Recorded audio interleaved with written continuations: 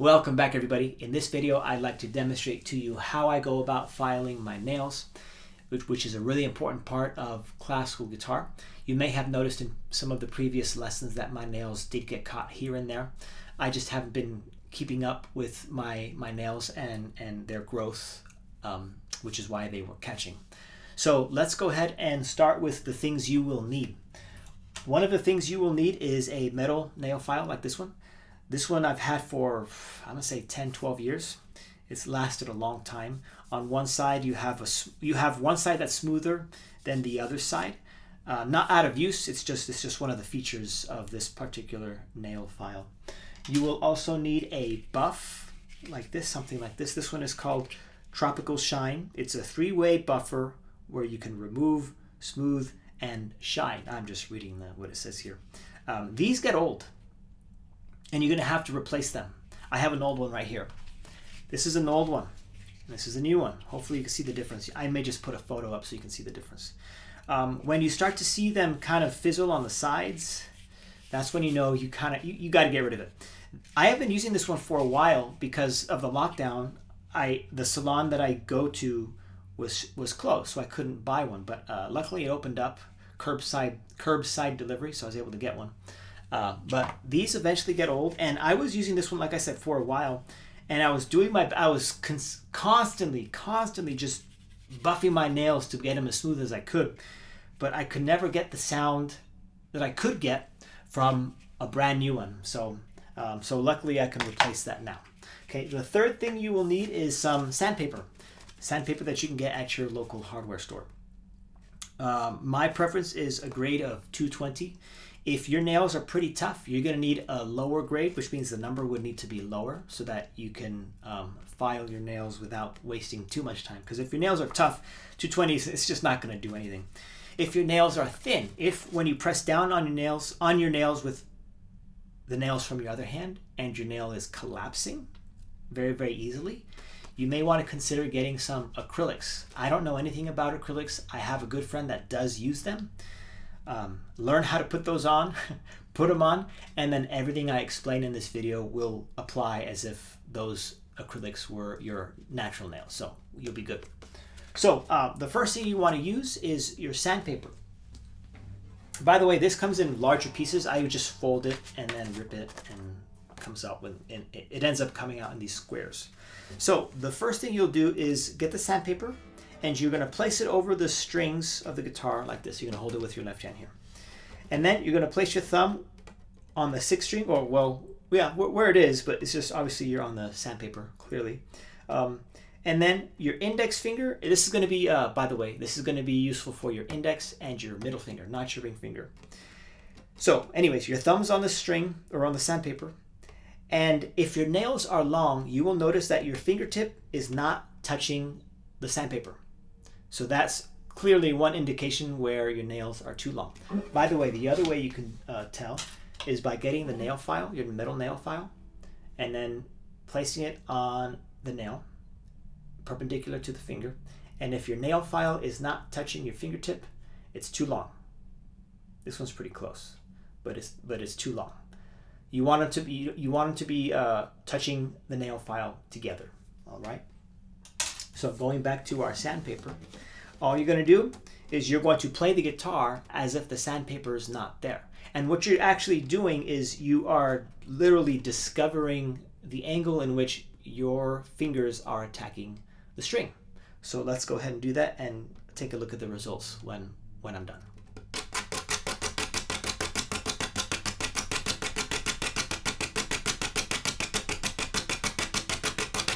Really important that when you do this, you are certain that the hand position and the technique of how you are using your free strokes, how you're executing those free strokes, is correct. Because if it's not, you're basically filing your nails based off of an incorrect hand position. So that's important. So I'm going to keep going. I'm not feeling my fingertip on the sandpaper, so I gotta keep going until I do. And you can obviously take your time and just kind of look, and you can see the angle that you're gonna have to file your nails.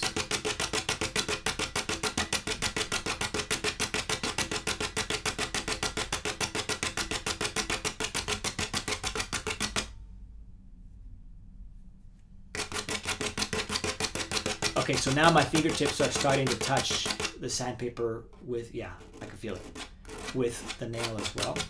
I think my middle finger is a little long, so I'm just going to use my middle finger for now.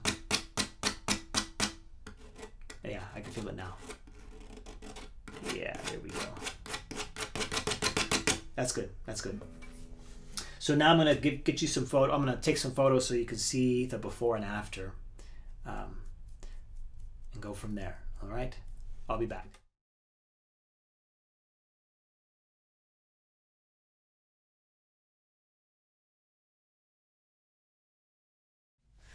All right, and I'm back. I've filed my nails using the sandpaper, and what I've created was the angle in which the angle that I need to file my nails in, based off of how I was playing the guitar with the sandpaper above the strings. I've created some hard angles because of that, and I'll have a close-up of that so you can see. So we have to get rid of those hard angles. So with the metal nail file, by the way, hold it like I hold it like this.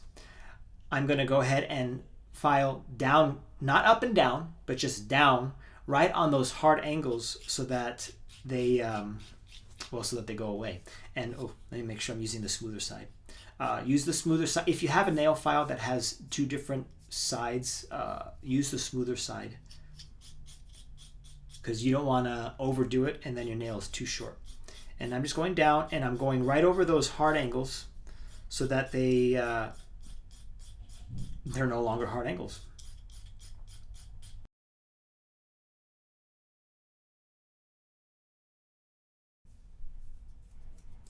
Okay, so I'm done, and now all you want to do is just keep the angle as best you can and just make everything smooth with your nail file. Just round it off is what I'm trying to tell you. So I'll get underneath like so.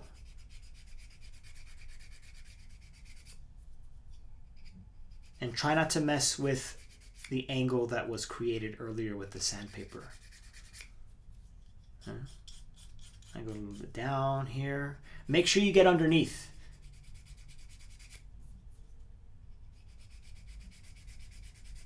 See how I'm going? I'm literally underneath it like this, going up and down. Or side to side, I guess I could say. And then the same thing with the middle finger.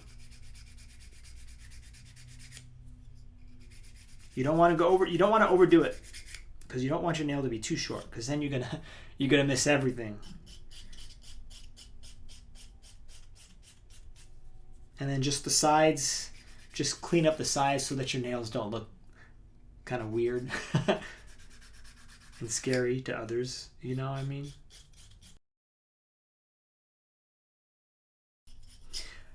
At first, you might feel like you're a little lost, but the more you do it, the more you'll start to understand what you need to do. But like I said, just gloss it over, keep the angle, smoothen out the sides so that there are no hard angles, and get a little underneath, because because that will help from your nails getting caught,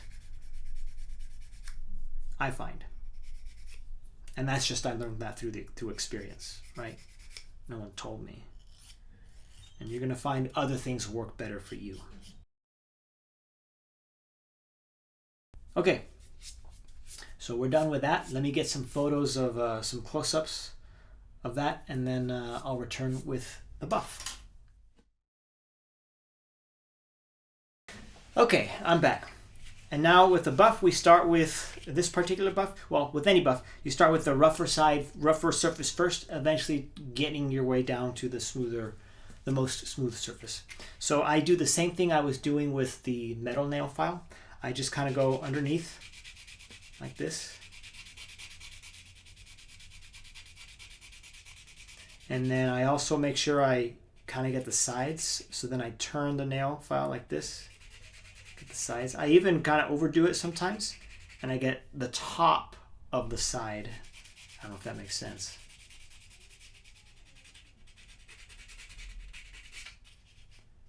Every once in a while I will also go down, but mostly it's this way.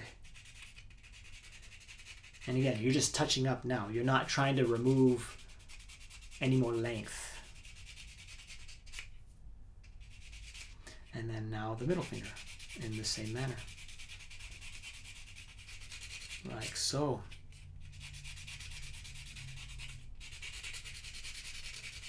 And now, again, now I'm doing the sides, right? So I'm turning my finger this way so I can get some of the top and the side.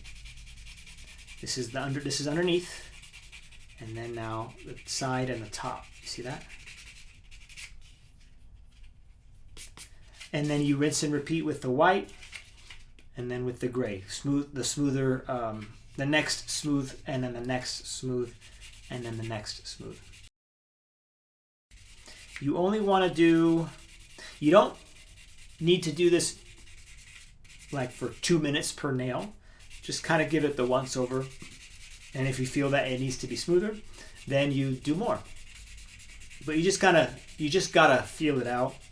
And again, the more often you do it, the more you'll know when you've done it enough. And now the smoothest surface. And this one is really important. This is the one that's going to make a huge difference. Well, I mean, it's all going to make a huge difference in sound, but this is what's going to get your nail the smoothest, right?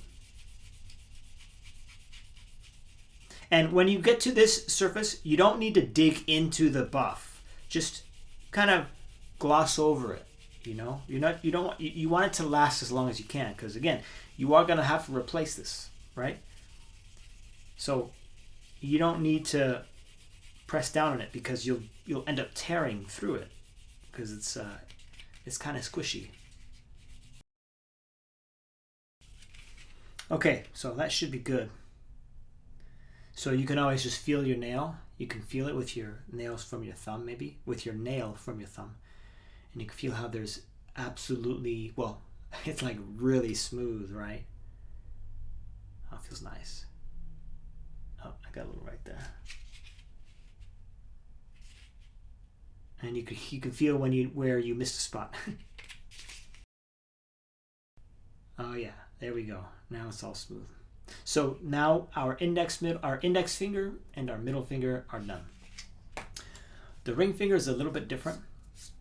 The ring finger, it's gonna be hard to explain, but I like to have more length on this side of the ring here.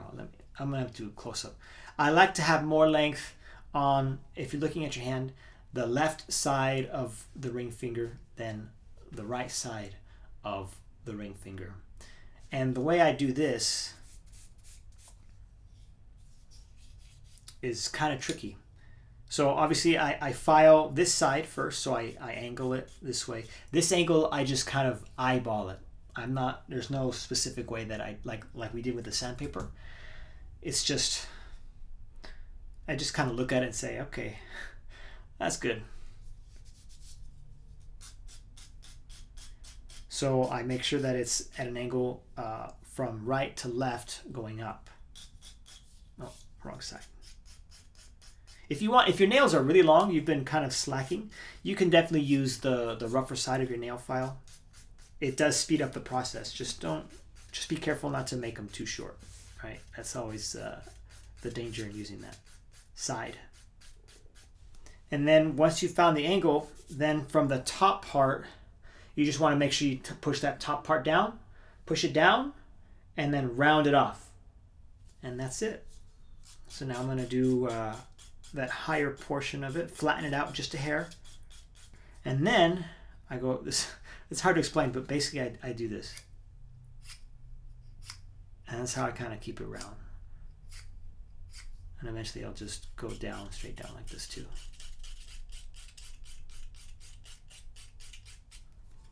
And this is the way I shape my ring finger. It's always just, you eyeball it. There are books. There's a book called Pumping Nylon. It's a whole section on nails, nail types, angles you can use, and things like that. But in the end, your nails are going to be different, and you're going to need to experiment yourself. I'm almost done here.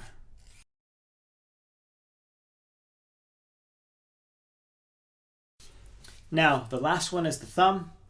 The thumb, the easiest approach is just keep it flat. You don't want it too long either. You can make it a little bit longer than, it's okay if it's just a hair longer than your fingertip. That's okay. But keep it flat. It doesn't need to be round. Well, I take that back. It's all going to be dependent on our own fingernails, right? But my preference is to keep it flat. How many times am I going to say that? And your thumbnail will be more rough than your other nails. So that's when I definitely use the rougher side of my metal nail file.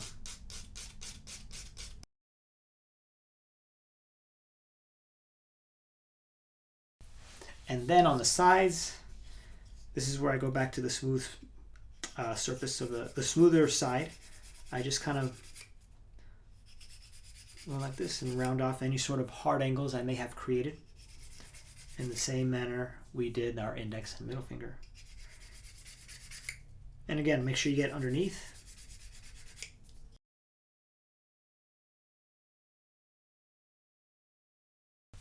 And now, the same way we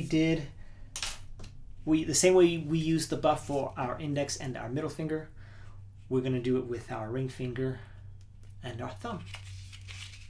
So let's go ahead and do that.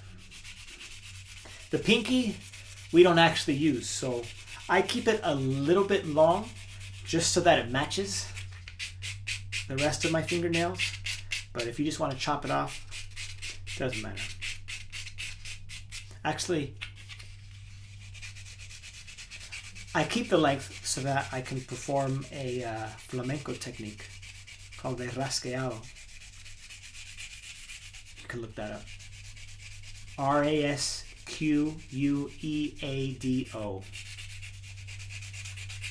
Because you use all four fingers to do that technique. It's just a fancy strum with your fingers. And some length with the pinky nail helps. It just helps.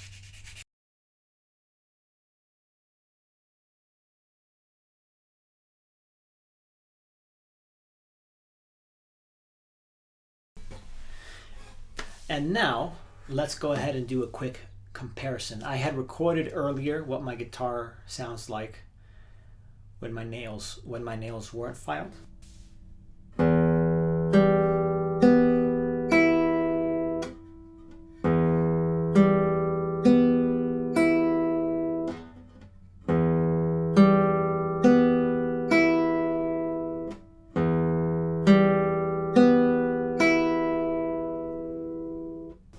And here they are. I'm going to play the same thing. It's just open strings.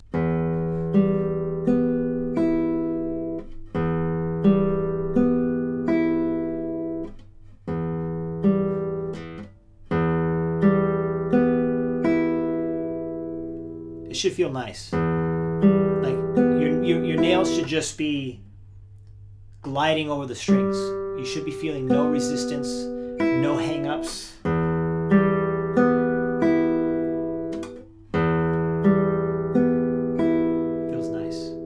It's kind of like when you blow your nose. You've been having a runny nose. You blow your nose and you can breathe. That's the same sort of sensation I get. I can play. Such a relief, you know? And there you go. Hopefully you found this information useful. The last thing I want to mention is your nails are going to be different from mine. Your shapes will end up being different. The shape of your natural nail is going to be different than mine, and that's going to determine